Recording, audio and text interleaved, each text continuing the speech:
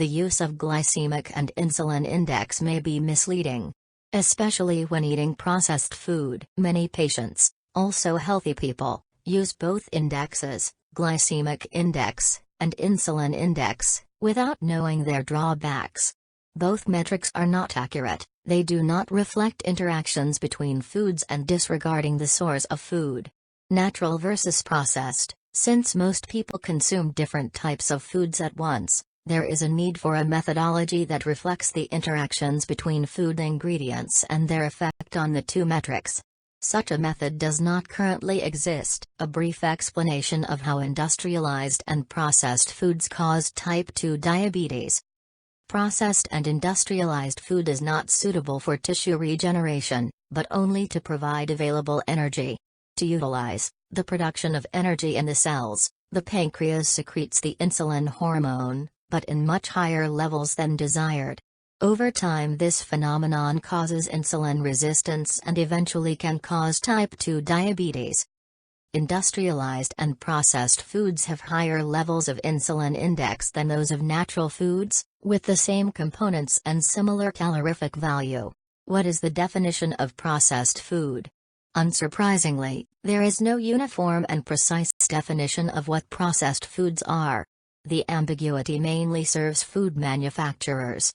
The existing definitions of processed foods do not allow the average person to understand the health risk in the food they eat. The labels on most food products are not read-friendly and contain chemical names of various ingredients that do not indicate to users the risk inherent in them. If you thought the labels were for public benefit, the answer is no. Purpose of labels to protect manufacturers. The Chinese lesson concerning industrialized and highly processed foods. Type 2 diabetes has become an epidemic in China. The leading cause is the transition from a plant-based diet to a high in animal protein diet, highly processed and industrialized. The number of type 2 diabetes patients increased from about 20 million in 2000 to about 110 million in 2015. By 1980, type 2 diabetes in China was an uncommon disease. The Chinese have been eating rice for many generations, at a relatively high dose, often 3 times a day. Rice has a medium-high glycemic index and insulin index. The outbreak of type 2 diabetes was not due to increased consumption of rice, but rather to processed and industrialized foods. Prominent examples of low glycemic and insulin index food. From Wikipedia, it's a mistake to think that low glycemic and insulin index foods are necessarily healthy. Most animals we eat are fed with supplements such as antibiotics and hormones that make them gain weight faster than usual, thus making them processed and industrialized food.